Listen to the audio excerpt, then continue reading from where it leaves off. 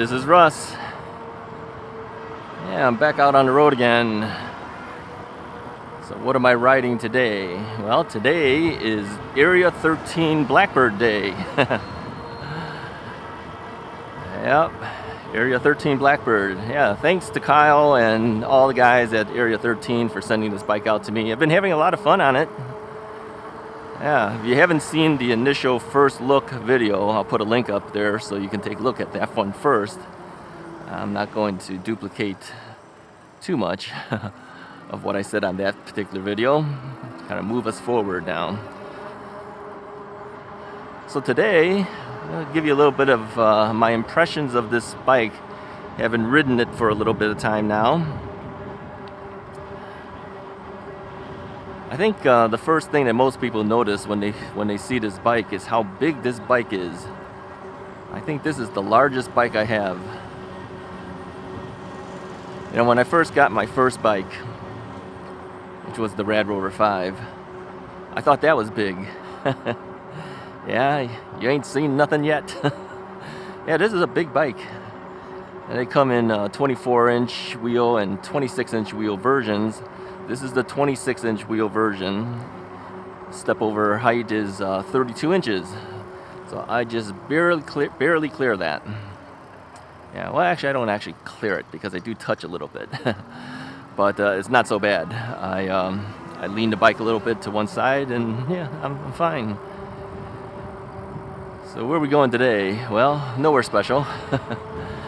It's a Saturday today. Current temperature is 78 degrees, and the reason I know that is because there's a little thermometer on the upper right corner of the display. Now, I know you guys have a hard time seeing these displays whenever I'm riding, but I can clearly see it. It is a TFT display, whatever that means, I believe. Never knew what that meant, but it's a color display. It's got a lot of information that you can see right away. You don't have to go clicking on a bunch of things to find out info. So it's telling me my battery usage in both a 5-bar measurement and also in terms of voltage. It tells me it. Tells me my speed. I'm doing about 14.4 miles an hour right now. And it tells me when I'm using assist or when I'm using throttle. It even says assist and throttle. That's interesting. And your pedal assist level, right now I'm on a level 2. Your power usage, how long you've been riding the bike since you turned on the battery, and you know, your odometer, all that kind of stuff. So yeah, it has a lot of information on there. Let's take a left over here. I had some adjustments to get used to because even pedaling is different, and that's because the sensor is not a cadence sensor but a torque sensor. So if I just push down harder on the pedals, you can hear the motor kick in, and if I push down less on the pedals, the motor gives you less assist. So it's a little bit different. It takes a little bit of getting used to. You know, you can't just like move your legs and then get full power out of it. You have to do a little bit of effort to get that to happen. So in a sense, it's probably going to help me out on the long run, get my knees working better. Another thing that's a little bit different is the shifters. On the right hand side, they're not like the Shimano shifter. These are made by SRAM. These are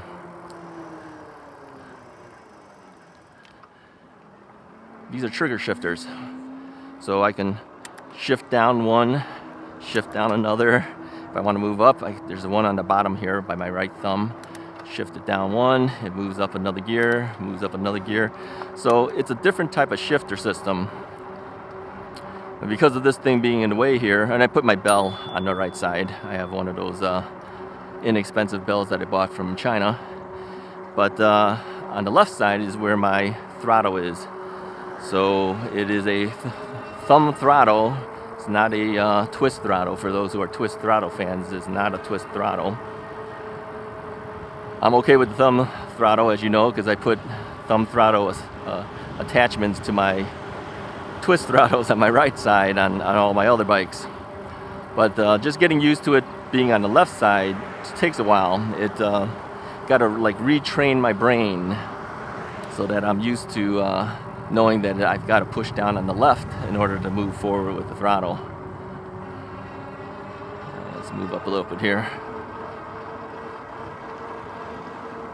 Now I've added some things, like I said on the other video. I added a side view mirror. I added a cell phone mount.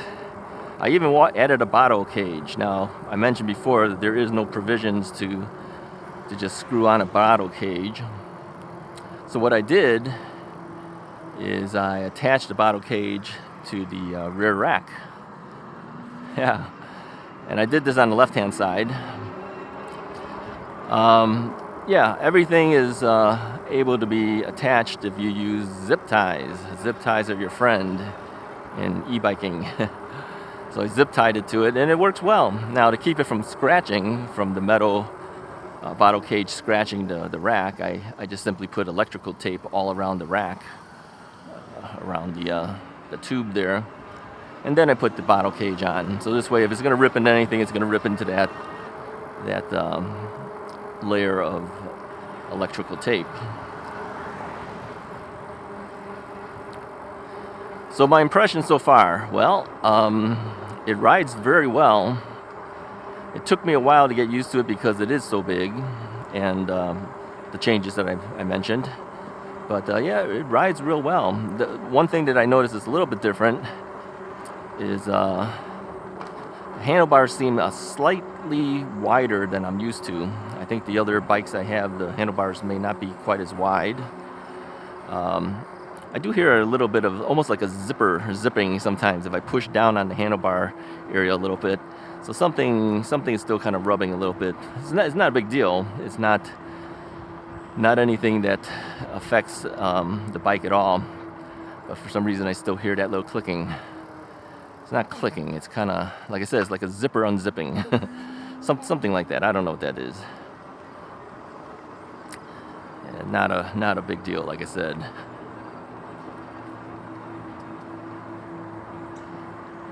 So the ride is very good. Front suspension is totally adjustable. I have it adjusted to where I think I feel comfortable with it bouncing. And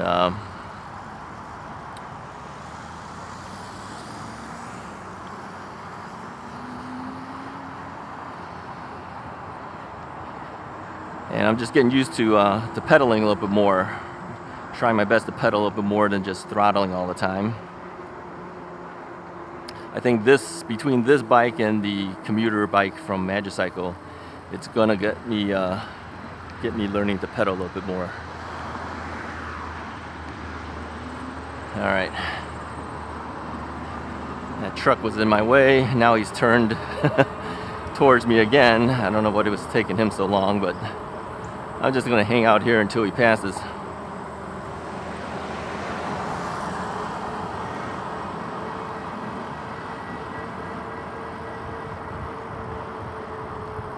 Take a left over here.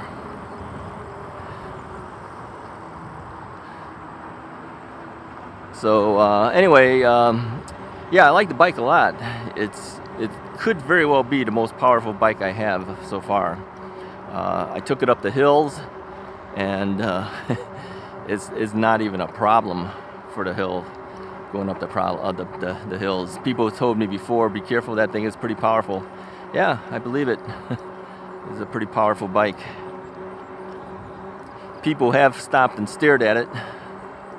I see people looking at it all the time as I pass them. A couple people stopped me and talked about it. So yeah, it grabs a lot of attention. Yeah, big black bike, huge, big fat tires. Come on. You're gonna be stopped and asked about the bike, that's for sure. The brakes are really nice. These are, what are these? The Tektro Dorado brakes. These have double pistons inside them, so they stop really well. Yeah, I could use one finger and stop this bike if I wanted to.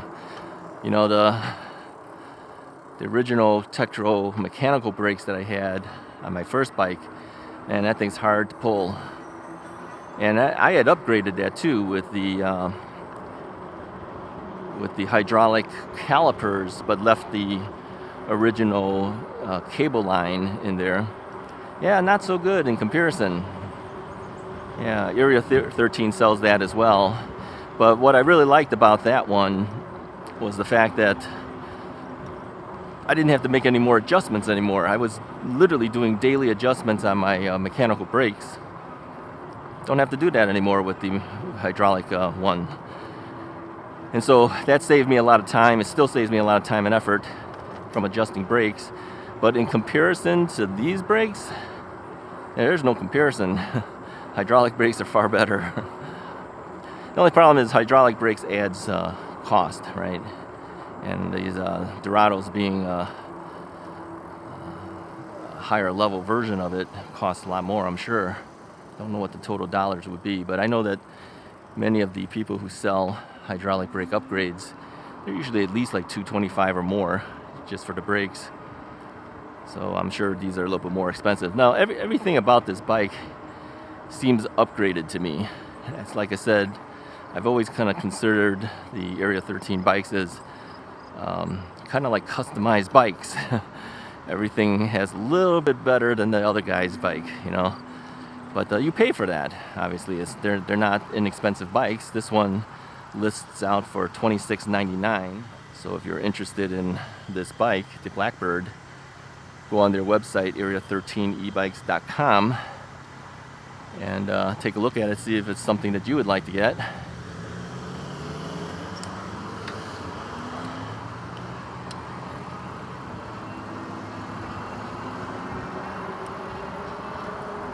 Like I said, I'm not going anywhere specific. I'm just going to ride the streets again. Today being Saturday, I don't really like getting on any of the trails or bike paths because there's usually a lot more people. There are fewer people on streets, that's for sure. But like I said, I like to avoid heavy-duty streets. You know, streets that are less traveled is always better for a bike. So let's talk about the sensor, the cadence sensor versus the torque sensor. That's one major difference on this bike.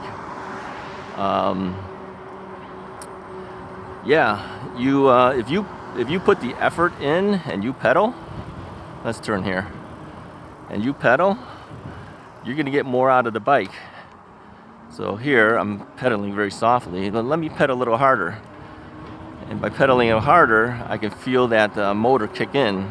Now you do still have 5 levels of assist, and I'm sure you can probably change that as well in the menus. I have not gone deep into the menus of this bike yet.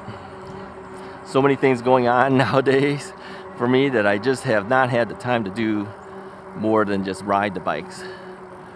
I've had review bikes to do for other companies, and this is the 3rd review bike in the recent days to do. So yeah, I haven't gone deep into that. I mean, even one of the other bikes, like I mentioned, has a squeaky brake. I haven't even fixed that yet. I haven't had time to do it. So yeah, and then there's more bikes coming in. There's 4 more bikes coming in. So I decided the best thing was whatever issues these bikes may have, just leave it. Let's turn here. Just leave it alone. Move on to the next bike. We can fix all that stuff later. Get the reviews out and get the comments out about how I feel about the bikes. But yeah, I've not really had any real issues with this bike other than that one squeaking problem that I did in the very first video you might have seen that I put out about the Blackbird. What it was is the bracket that holds the front light was rubbing up against the bottom of the head tube, and so every time I move, it would squeak. I could not figure out what that squeak was coming from because, you know, you look at it and nothing looks wrong. Everything looks right. So Kyle says, yeah, check that bracket. Sure enough, it was the bracket. So I angled it to the side, and then everything went away. No problems then. All right, why is this car out here like this? It's like blocking this thing, and we have police presence here as well. So I guess they're blocking everything up here. Not really sure what's going on. Good morning. Good morning. How are you today? Good. What are you guys doing? There's a youth triathlon this morning. Okay. Makes sense. Thank you. Youth triathlon going on this morning. So they kind of... Yeah, it's not cheating. It's just doing it right. Yeah, got a guy yelled out, that's cheating. Yes, I'm telling you. You can't get by without someone yelling something at you. Yeah, he yelled it from about a half a block away. That's cheating. Yeah, I'm telling you, it happens. Youth triathlon. That's why they've got these cones out here. I should probably get off of this road. So I will swing off to another road.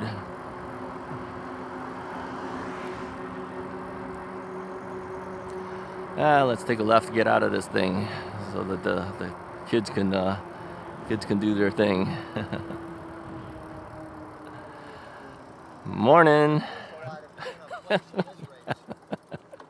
This is the way to do it, right? All right, so we're off the street. Let the kids do their thing.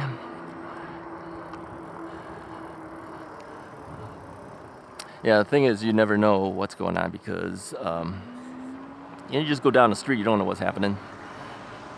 So it's all blocked off. They're gonna do their little run. So let's get out of their way.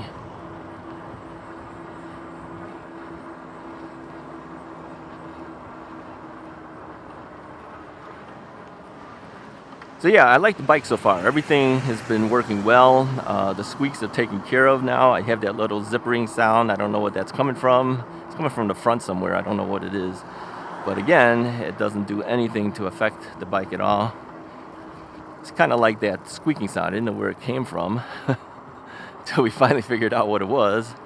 I'll eventually figure out what it is, but again, not a big deal.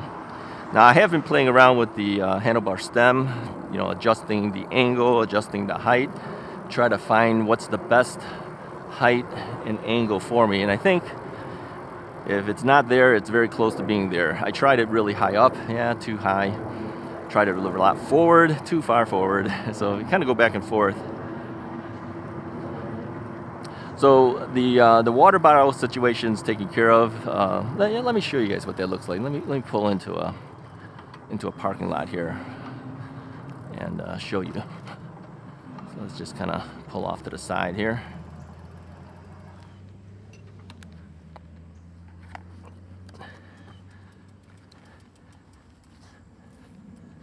All right.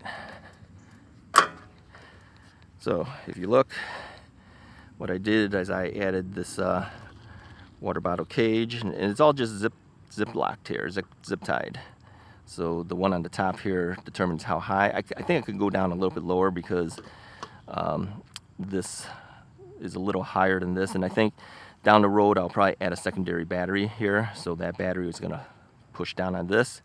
So I've got to lower the cage just a little bit. But yeah, it works. Now it's not in front, it's in the back, but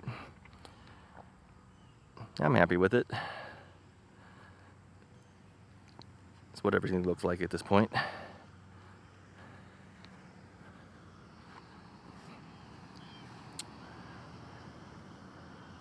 All right, let's get back on.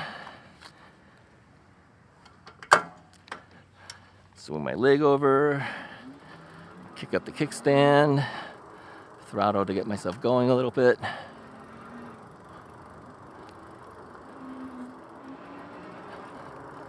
From the church parking lot here. Thank you for the usage of your parking lot for a short time here.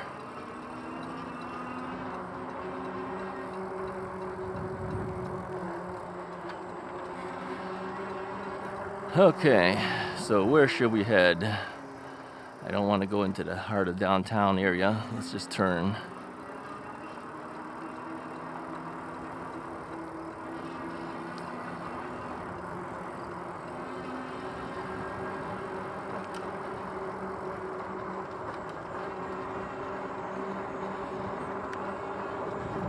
So what else? Well, I did change out the saddle, like I mentioned. It's got the Bikeroo saddle. These new Bikeroo saddles seem to be a little stiffer. They don't have the same cushiness as the original ones that I had gotten before. I got 5 of them like this, based on its pricing. It was on sale on Amazon. I got them for under $18 each, with the shipping and the tax. So how could I beat it? But I know that the other two that I bought from Bikeroo were a lot cushier.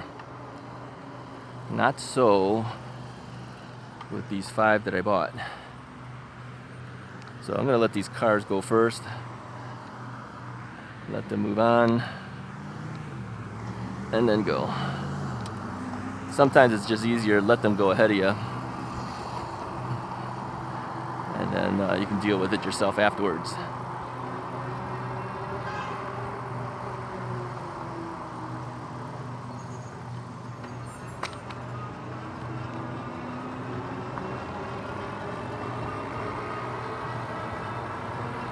So as far as top speed, I've taken this up to 28 miles per hour.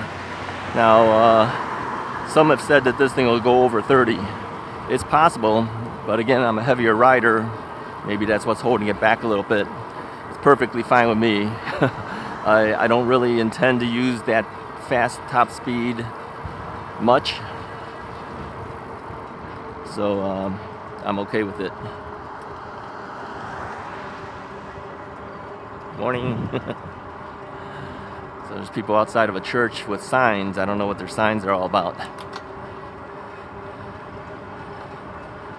So yeah, getting used to these trigger shifters. I moved it forward a little bit more because I found that if it's too far in here, to get to the bottom shifter, I have to move my thumb around. You see how my thumb is doing this? I have to move it around to get to the bottom, and that's kind of a pain.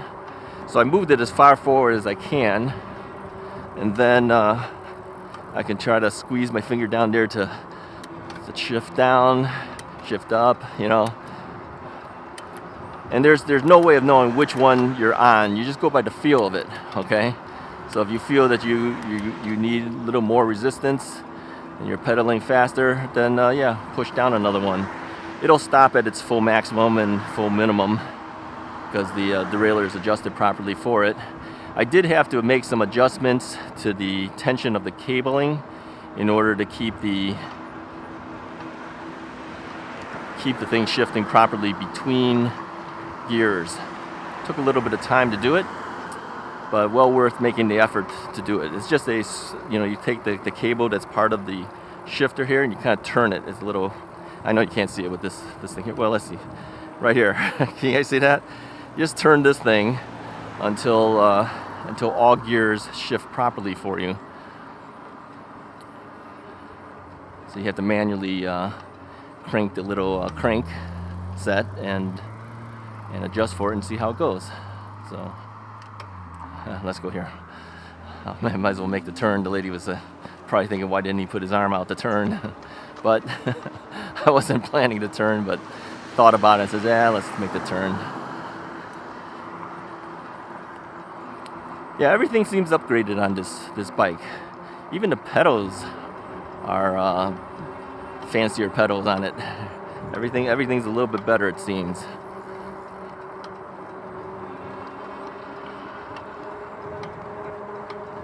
I'm getting a little bit of clicking right now. You're speaking about the pedals. I can kind of feel it in the pedal. I don't know what that's doing that.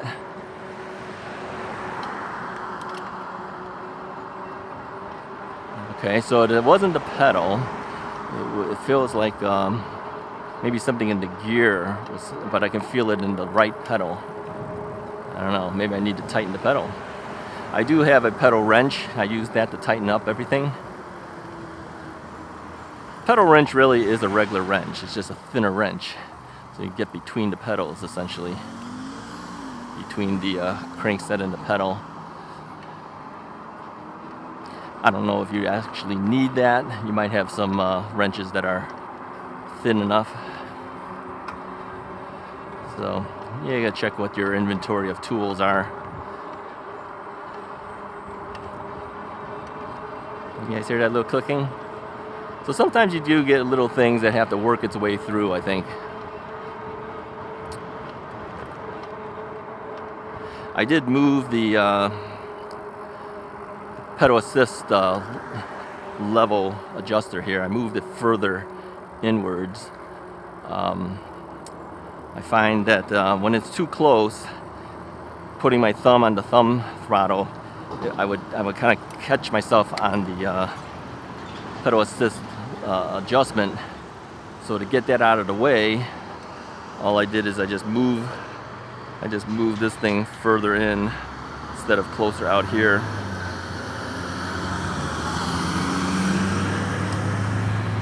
So there's plenty of space to be able to put over here. There's plenty of space to be able to put a mirror right here. So these are Hafni mirrors that I have on there. All of the accessories that I use are typically in the description of my videos. So if you ever want to find out what I'm using, just go there and take a look. They're all Amazon affiliate links there. And if you use that, of course, I get a penny or two for my Amazon. So I appreciate that. Every little bit helps, guys. I'll tell you, everyone that's been buying their bikes and accessories, I do see that it is increasing a little bit of money to me, and that helps me out to do this channel. This is kind of like my retirement income now. Just getting a few dollars here and there from you guys watching the videos, and of course the e-bike company is giving me products now to review and things. So yeah, I appreciate it very much. Never would have thought e-biking would be something that would make me money, but it definitely helps as a retired person. So yeah, anytime you can use those affiliate links, I appreciate it. All right, here we go.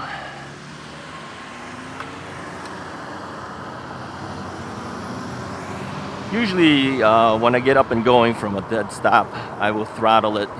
It moves me a lot quicker. Gets me out of the intersection faster. And then if I decide I want to pedal, I'll pedal after that. So let's go ahead and take the turn, because all of them are stopped for me. So you do the turn. You got to make sure everybody sees that you're turning. You know, if one side says, hey, go ahead and go, and the other guy doesn't see you, then you're going to get hit. So these are common things we all know, but it never hurts to reiterate it.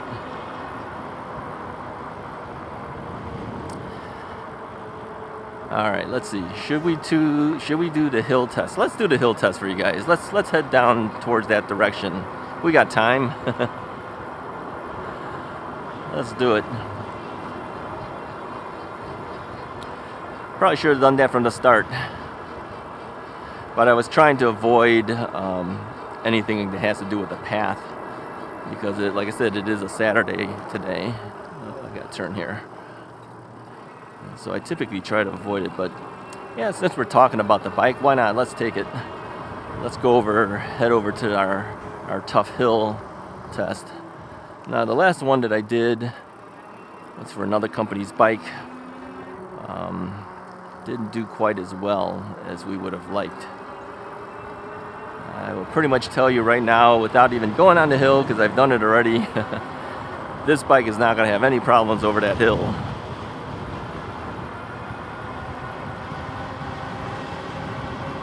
Yeah, let's throttle hard. Let's see how far we're going here. 22, 23, 24.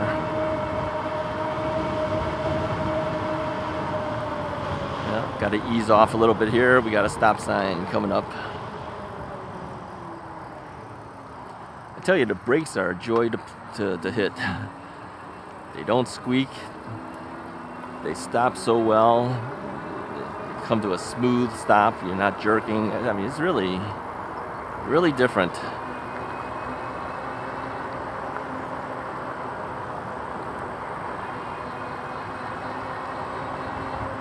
Yeah, we're definitely going to be doing more rides with this Blackbird. But there's competition coming. There are new bikes coming. Everyone wants to be the king of the hill, right? So there's new bikes coming out. Less expensive than this bike, but like I said, if you're looking for upgraded components on your bike, well, then this one might be the one to do.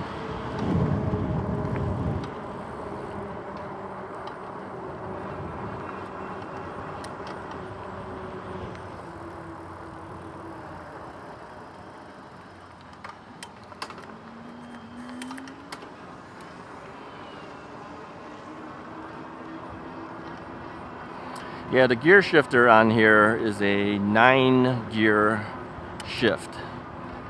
So it's got quite a few gears to go through. But I am noticing a click all of a sudden. I'm going to pull over real quickly and take a look. I think it doesn't hurt to check it out. Let's pull up a little bit here. Let's try here.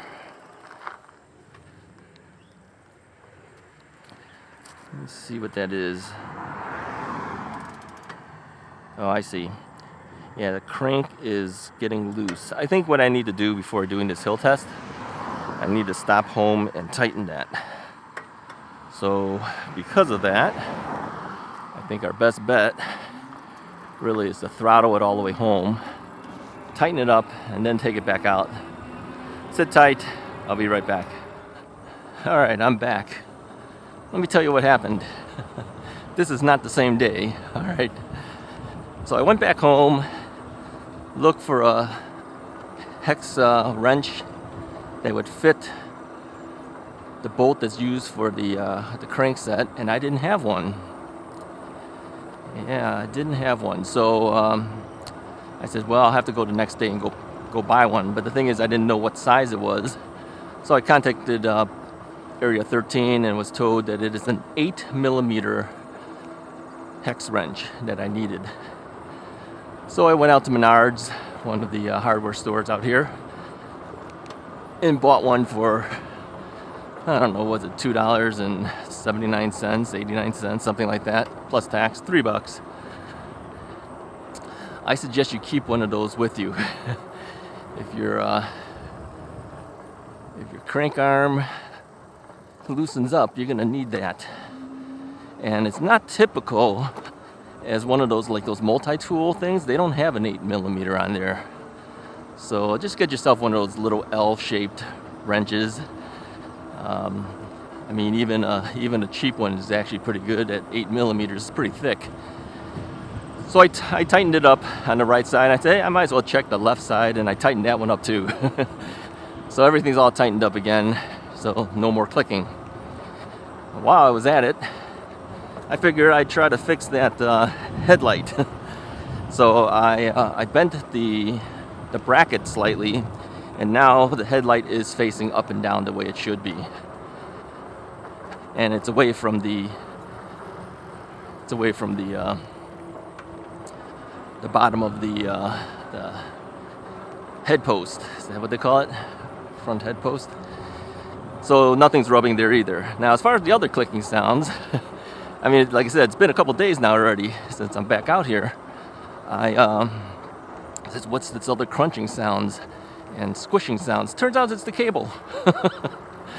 The cables were kind of rubbing against the frame a little bit, or the opening where the cables go into the frame, creating some type of sound. So police just pulled over some car. Oh no, it wasn't. It's an ambulance. I saw this car pull over and I'm thinking, okay, cop just pulled him over? Nope, ambulance.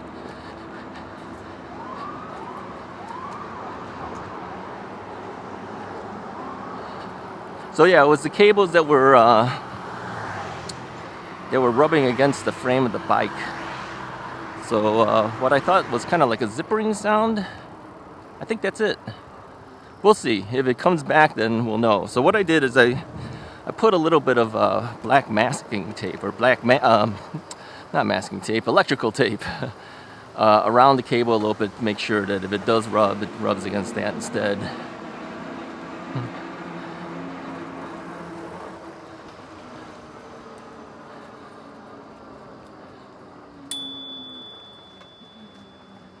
Thank you. I'll be on your left.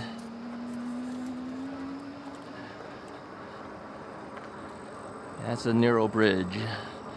So, yeah, let's hope that takes care of all these little buzzes and rubs and whatever sounds we hear. Now, this is very typical of bikes when you first get them. I don't care how good the manufacturers are. You got to check everything out. And I checked out as much as I could, but you can't tell about rubs and bumps and noises until you ride it, right? So we're still fixing odds and ends. So yeah, we're gonna do the hill test here.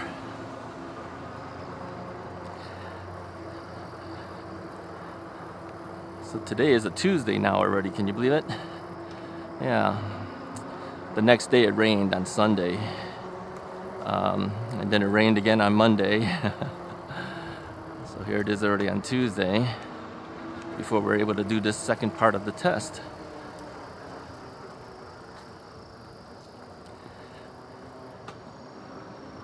Morning. So yeah, it's 68 degrees out right now. It's actually good riding weather. I have my long sleeves on. I have shorts on still. I was debating, should I be wearing longer pants, but nah, not yet. Not yet. Now, when we go up to do this hill test, I'm gonna do it the way we've done the other bikes. I'm just gonna throttle it. I'm not going to pedal it. We'll see how well it does on throttle only. And I don't have any doubts this bike will do well. I've already done it before. Just wasn't on camera before. So we'll put it on camera for you guys so you can see how well it does.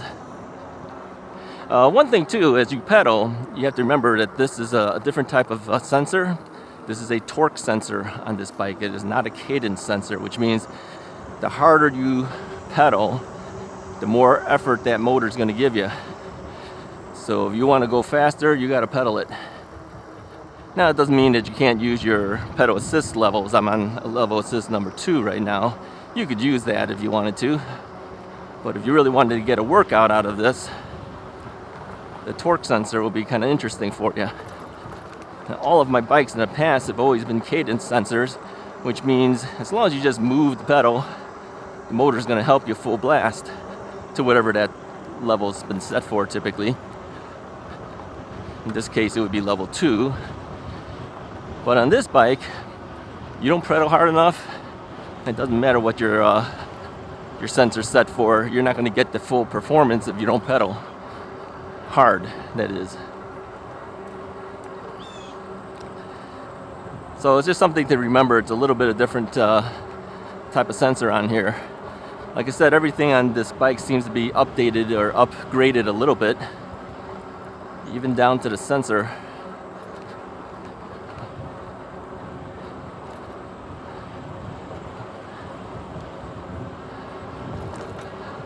You can hear it pop up like crazy when the minute I hit 5.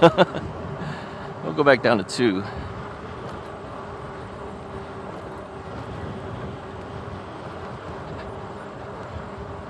One more thing I wanted to mention too. I think the hardest thing putting this bike together was that front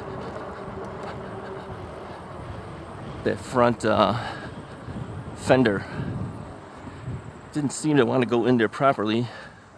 I had a lot of problems putting that together.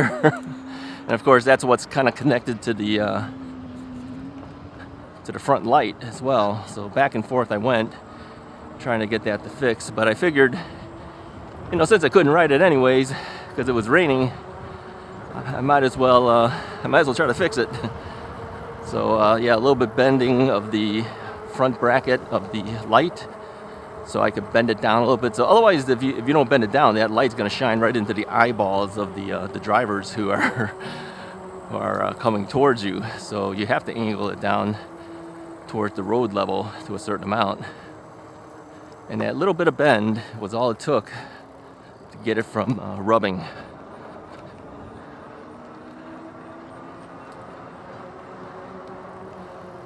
Yeah, everything needs a little bit of adjustment here and there for new bikes when you get them. Oh, one more thing I didn't mention too. The handlebar grips are foam grips. Okay, that's good and bad. I think more typical we see that faux leather type grips that's so common on many of the e-bikes. Well, the problem with those is they kind of spin. You know, once it's been warmed up by your hands a little bit, they start spinning around. These are not going to spin, they're foam. And of course, as you know, the drawback of the foam would be what? Yeah, it could wear off faster. So there's good and bad about everything, right?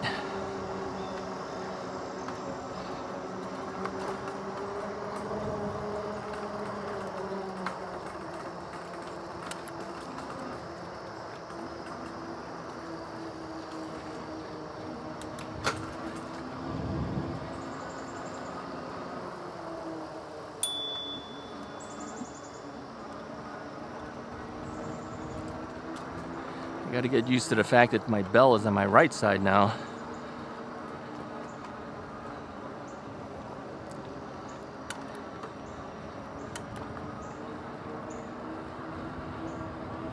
Yeah, everything takes a little bit of adjustment for me here. Still getting used to these trigger shifters. I'm not used to that at all. I'm used to the other Shimano ones that come on almost every bike.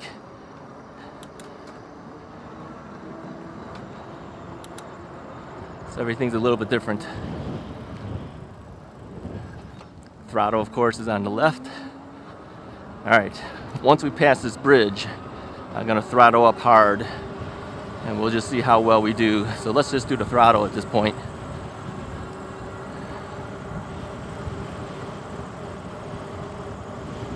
All right, here comes the bridge. Now, if there's people there, I'm gonna have to pull out of it. But if there's no people there, we're gonna go for it. So here we go, we're gonna throttle up.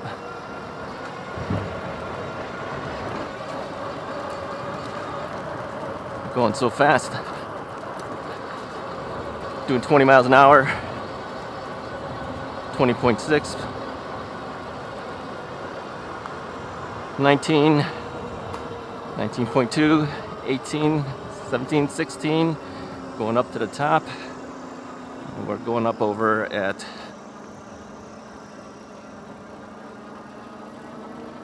a little over 10. A little over 10. So a little bit worse than I thought it was going to be. Last time I took it really fast. Could be that I was pedaling and throttling. This one was just throttle only. So based on that, it kind of sits in the middle of the pack. Yeah. So torque might not be exactly the highest as I thought it was going to be.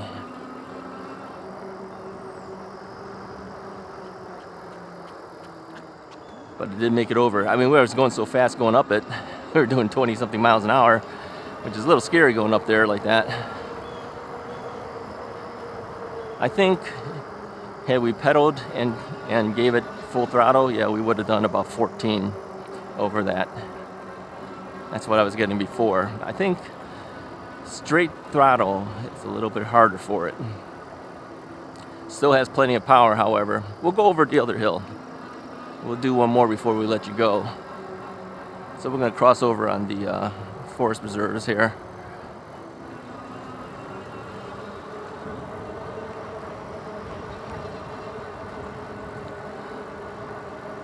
So yeah, I still have not dove into the menu of the display. The display is a color display. I don't know if you can see it. I know I can see it very clearly.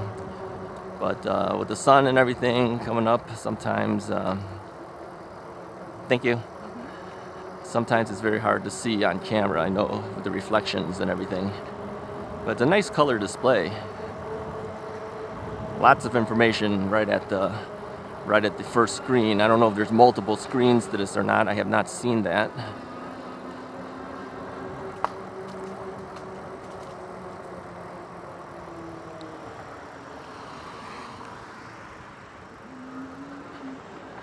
All right.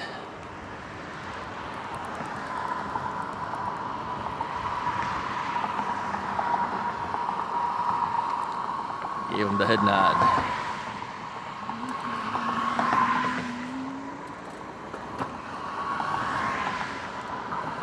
Yeah, as far as tire pressure, I put in 20 pounds of pressure, which is typical of what I do on most of my 26-inch fat tire bikes.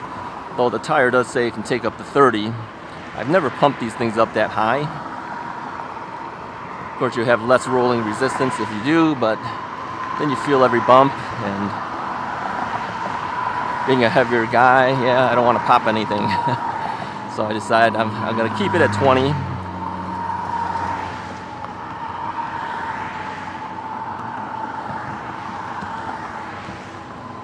Alright, whenever I come up to this, I always have to make a decision which way to go. And it looks like our best bet really is to turn right because the light has changed.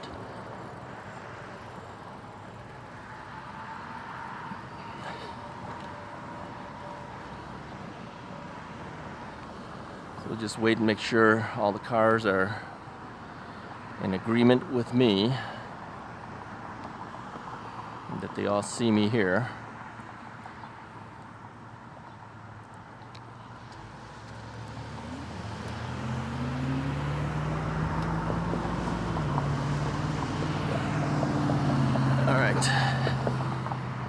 Reposition.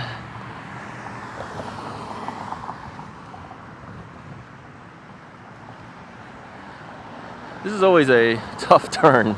They don't give you much in terms of sidewalk here before the crosswalk hits. You know, sometimes the crosswalks are further this way, but this one's right up in front, so you have to make a quick, immediate angling. We do have a car that wants to take a right. So we're going to let them take the right. Of course, left turners are turning as well. So we'll wait for that too.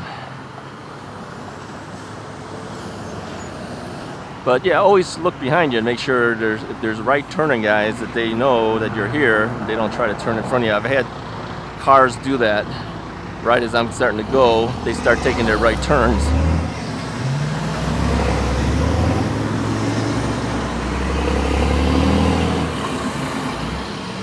I know people have said that riding on the streets are kind of dangerous. It is, but if you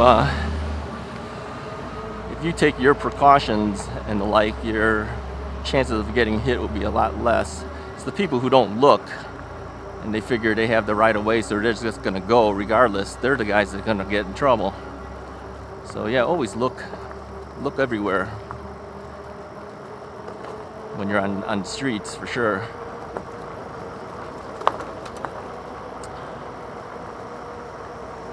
In other areas too, like this stop sign here, I don't usually stop at this one. This is a roundabout here. There's no cars.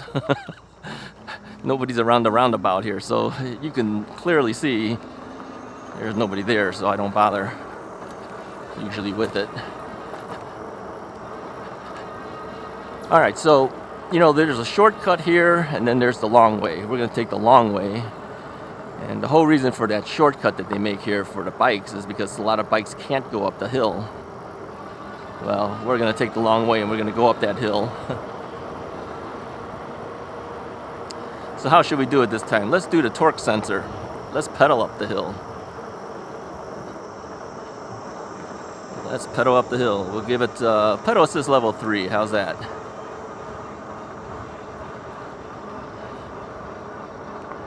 So we're about 16 miles an hour right now.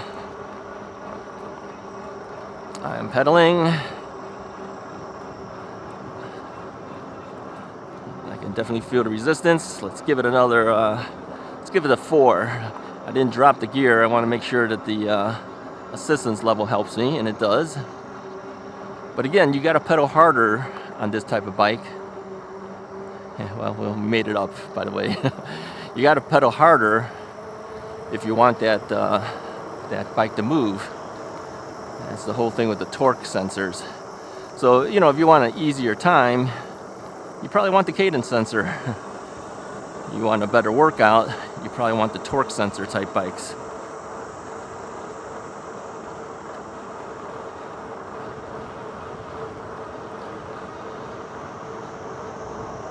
Yeah, it does well. It does real well. We got a couple more hills we got to deal with here. Now, like I said, this is the longer route. It is the route that requires you to go up the hills. But yeah, we're doing okay. You hear it slowing down a little bit because it's hard to get up this hill. I'm going to drop a gear. Let's drop 2. So we're only doing about 10.4 miles an hour coming up here on pedaling. It wasn't that hard. Bring my gear back, drop my pedal assist levels down again.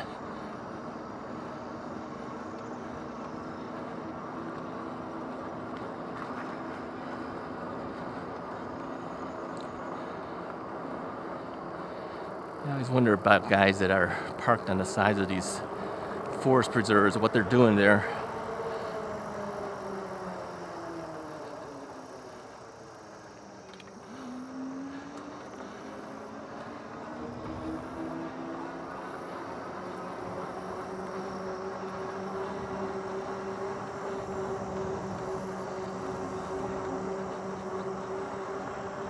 So there you have it.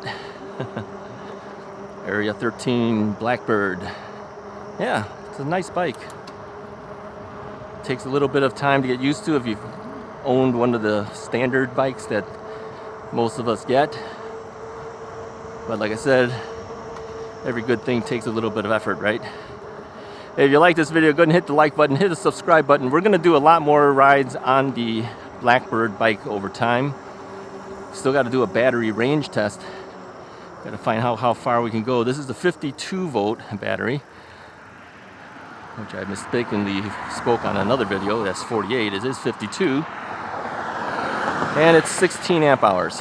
So we'll test it out and see how it goes. All right. I'll talk to you guys next time.